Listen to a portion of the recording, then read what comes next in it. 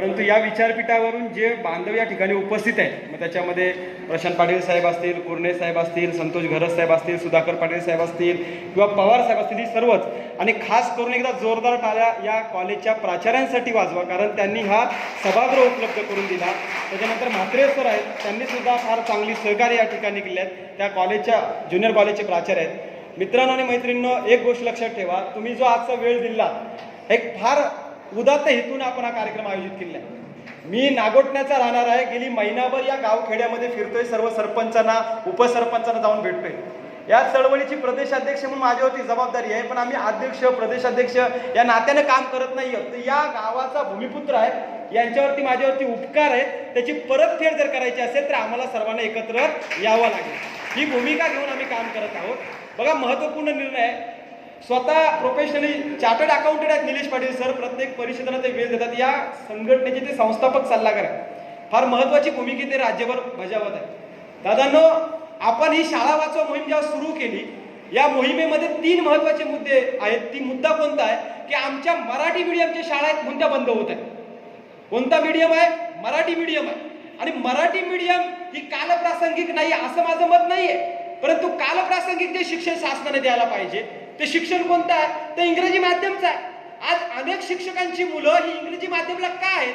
कारण त्यांना वाटतं की आमचा मुलगा तहसीलदार, दंडाधिकारी, विस्तार अधिकारी, तलाठी, genetic, software, IIT, IIM, IPS, ISI, IRS असं super class 1, class 1, class 2, class 4, class 3 ह्या क्लास 1 पोस्ट मध्ये गेला पाहिजे. या प्रत्येकाची आईची इच्छा असते आणि म्हणून मराठी माध्यम ही प्रासंगिक नाही असं माझं मत नाहीये. पण आमची एक महत्त्वाची भूमिका आहे की कालानुरूप जो बदल शिक्षण व्यवस्थेत करायला पाहिजे होता. म्हणजे काय तर गावामध्ये माझ्या शाळेमध्ये समजा मराठी मीडियम आहे आणि मराठी मीडियम मुले आज लोक इंग्रजी माध्यमासाठी खाजगी शाळेत जातात. तर आपली स्पष्ट भूमिका आहे की शासनाने इंग्रजी माध्यमाचं शिक्षण आमच्या गावखेड्यातल्या शाळेमध्ये सुरू करा. म्हणजे काय होईल? गावातला पट घातण्याचं कारण काय? आता इथे अपर्णा मॅडम आहेत, त्यांच्या ग्रामपंचायती बेडकर ग्रामपंचायत आहे, बोकडविरा ग्रामपंचायत आहे, त्याच्यानंतर डोंगर हे सारडा वगैरे ह्या ग्रामपंचायतीतून लोक आलेले आहेत सर्व. दादा, माझी आमची विनंती कोणती आहे?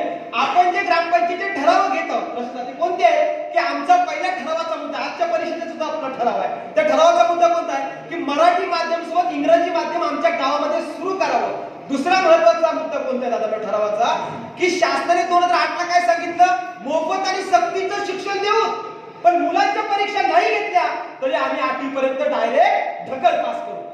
हा किती मूर्ख बनवण्याचा कारस्थान आहे. शासनाला लाज वाटत नाहीये का? कुठल्याही प्रकारचं सरकार असू द्या, त्या सरकारमध्ये हे निर्णय झाले आहेत हे भूमिपुत्रांच्या विरोधातले आहेत. अरे पहिलीतून दुसरी, दुसरीतून तिसरी, तिसरीतून चौथी ढकलपासचा निर्णय घेतला. म्हणजे ज्याला वाचता येत नाही, लिहिता येत नाही, परीक्षा देता येत नाही, स्वतःचं इंट्रोडक्शन त्या नवीच्या पोराला करता येत नाही, अशा मुलांना 8वी पर्यंत ढकलपास निर्णय घेतला. परिणामी 76% मुलं मेरिट मध्ये डाऊन झाले. पूर्वी हे लोक काय म्हणायचे? वॅकन्सी अवेलेबल आहे पण कॅन्डिडेट अवेलेबल नाही. आज कॅन्डिडेट अवेलेबल झाला, त्यांची मेरिट काढून घेण्याचा प्रयत्न केला. एकीकडे वॅकन्सी गायब, दुसरीकडे मेरिट गायब, तिसरीकडे जमिनी सुद्धा चालल्या, चौथीकडे शिक्षणाचं खाजगीकरण सुरू आहे. हा संपूर्ण चक्रव्यूह मध्ये आपला समाज फसत चाललेला आहे. मग तुमची आणि माझी जबाबदारी आहे. जे प्राध्यापक आहेत, प्रोफेसर आहेत, शिक्षक आहेत, IIT आहेत, IIM आहेत, ऍडव्होकेट आहेत, डॉक्टर आहेत, इंजिनियर आहेत, प्राध्यापक आहेत, आपण कशासाठी आहोत? तर आपली सामाजिक बांधिलकी आहे. ज्या शाळेतून मी शिकलोय ती शाळा दर्जेदार करणं हा आपल्या जीवनाचा हेतू असला पाहिजे. आणि अंतिम आणि शेवटचा मुद्दा दादा कोणता आहे? फार लक्षपूर्वक आहे का? अंतिम आणि शेवटचा मुद्दा म्हणजे परिषदेचा मुख्य हेतू काय? तर दुसरा मुद्दा, 1ली ते 8वीचा ढकलपासचा निर्णय शासनाने सरसकट रद्द करावा आणि सक्तीच्या परीक्षा घ्याव्यात. ज्याची बुद्धी असेल त्याला पुढच्या वर्गात बसू द्यावं. हा दुसरा महत्त्वाचा मुद्दा. तिसरा महत्त्वाचा मुद्दा कसा? जर अरविंद केजरीवाल नावाची व्यक्ती, मी त्यांचा समर्थक आहे, त्या पक्षाचा कार्यकर्ता आहे असं अजिबात नाही, पण अरविंद केजरीवाल यांनी 2016 मध्ये काही निर्णय घेतले, एकूण बजेटच्या 26% खर्च केले. परिणामी त्याच्या नगरपालिका, महानगरपालिका, जिल्हा परिषद शाळा या 100% वाचल्या आणि जगाच्या पटलावर त्यांनी इतिहास रचला की संपूर्ण भारतात केरळ प्रांतानंतर दिल्लीचा नंबर लागला. का नंबर लागला? कारण त्यांनी एकूण बजेटच्या 26% खर्च केला. आपल्या सरकारने 2022-23 साठी बजेट किती तयार केला होता? 2.92% आणि 23-24 चा बजेट किती आहे? 2.52%. 40 पॉइंट कमी केला, पण सरकारने शिक्षणावरती बजेट वाढवला नाही. सरकार काय करतोय? रोड असेल, टॉयलेट्स असतील, यांच्या इन्फ्रास्ट्रक्चर असतील, याच्यावरती खर्च करायला शिक्षणातून बजेट काटपात करतोय. म्हणजे विमानतळाचा खर्च शिक्षणाच्या बजेटमधून होणार, रोडचा खर्च शिक्षणाच्या बजेटमधून होणार, तुमच्या मार्केटिंगचा खर्च शिक्षणाच्या बजेटमधून होणार. अरे 13,000 कोटी रुपये हे 2 वर्षामध्ये आणि बॅनरवरती खर्च केले सरकारने. किती भयंकर गोष्ट आहे. पण 13,000 कोटी रुपये ह्या 15,000 शाळा वाचवण्यासाठी लावल्या असत्या तर एकही शाळा महाराष्ट्रातली बंद पडली नसती.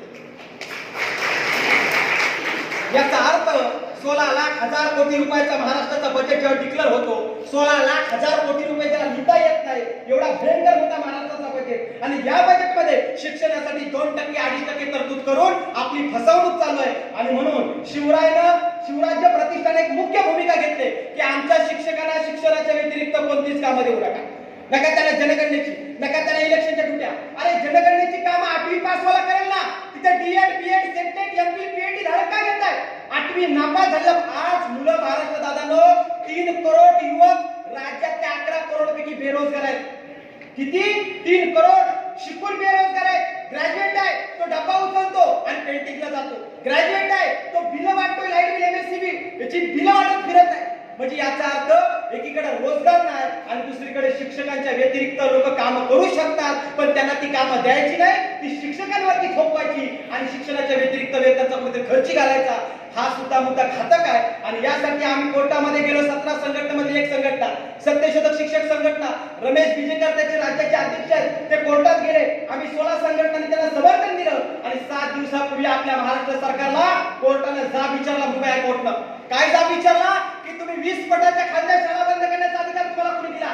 दुसरा जाब विचारला 1 किलोमीटर मध्ये एक शाळा असली पाहिजे, ही जी बंद करताय ती बंद कोणत्या निकषावरती करताय? आणि तिसरा जाब विचारला तुम्ही जो अर्थ खर्च करतात त्या खर्चामधून एकूण बजेटच्या जो कमकुवत म्हणजे ज्याला आपण म्हणू शकतो की फार तुटपुंज तुम्ही त्यावर खर्च करतात, या संबंधामध्ये काही जाब शासनाला विचारले.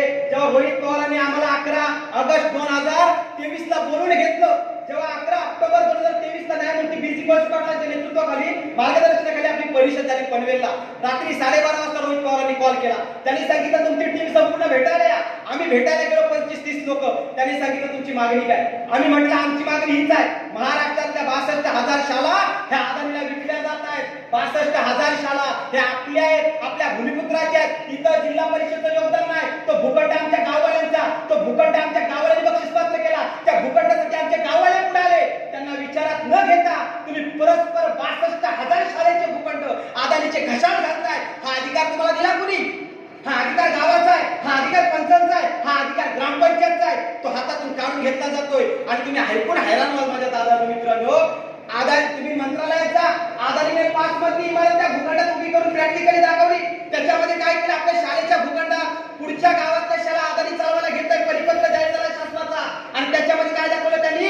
5 मजली इमारत. पहिल्या इमारतीमध्ये बिग बाजार, दुसऱ्या माळ्यावरती शॉपिंग सेंटर, तिसऱ्या माळ्यावरती सलून आणि 4थ्या माळ्यावरती त्यामध्ये असणार थिएटर आणि 5व्या माळ्यावरती आहे बियर बार आणि बियर बारच्या बाजूला आहे शाळा.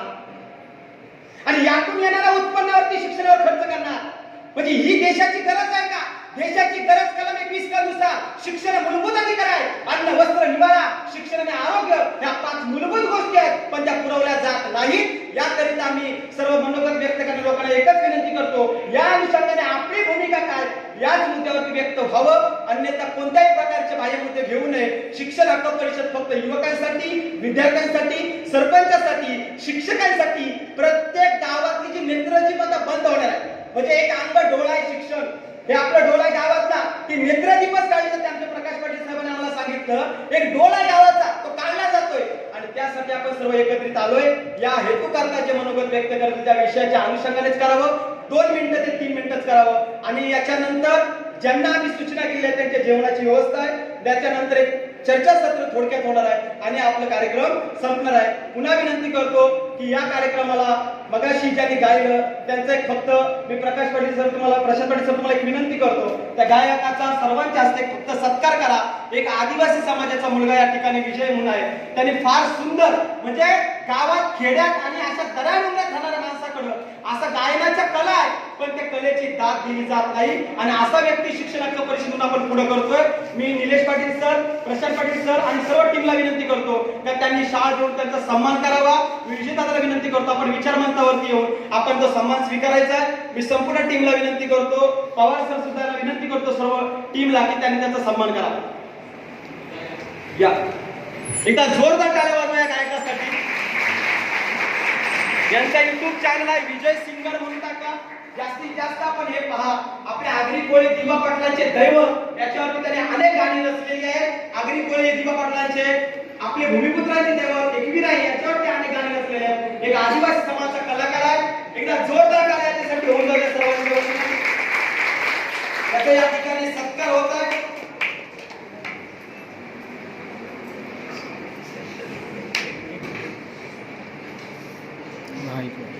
विजय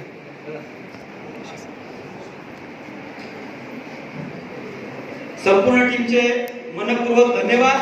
याच्याबद्दल मनोगत व्यक्त करण्यासाठी मी आदरणीय प्रशांत पाटील साहेब सरचिटणीस राष्ट्रवादी काँग्रेस पार्टी यांना विनंती करतो की आपण आपलं मनोगत व्यक्त करावं. याच्यानंतर 3च फक्त मनोगत 2-2 ते 5-5 मिनिटाचे होतील. त्यामुळे सर्वांना विनंती आपली व्यवस्था केली आहे या संबंधात सर मनोगत व्यक्त